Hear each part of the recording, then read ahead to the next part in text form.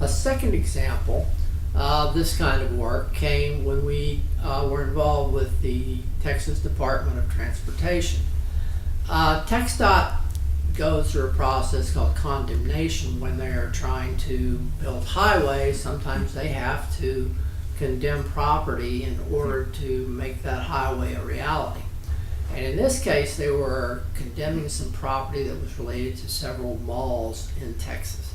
And they were basically taking about 600 parking places and had offered the malls $20 million. Now, you can build the equivalent of 600 parking places with a parking garage that cost about $7 million.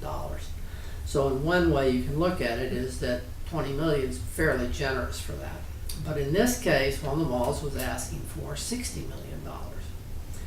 And we were actually brought in just to do some statistical analysis based on where cars were parked. But one of the things we did was we started asking the attorneys and the highway department. I said, well, tell me what's the theory that they're using? Where do they come up with this $60 million? And as they started explaining that theory, it was based on, well, the highway's going to be depressed. You're not going to be able to see the highway.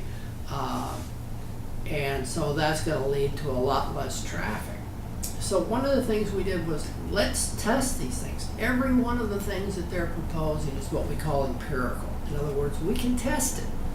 And so we designed a series of studies, one of which to say, how did people even find out about the mall in the first place? And it turned out that people hadn't found out about it by seeing it from the highway. Another thing that we did was we actually videotaped people going in and out of those malls and then surveyed those people. And another question that we asked them was, what was the critical issue that determined whether or not they went into that mall?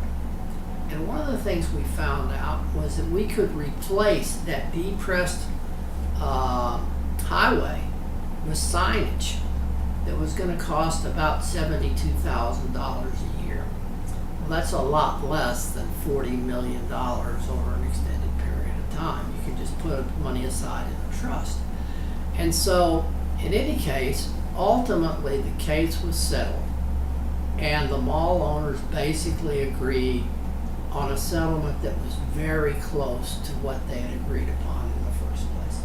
So by asking the right questions, we were able to dramatically lower the settlement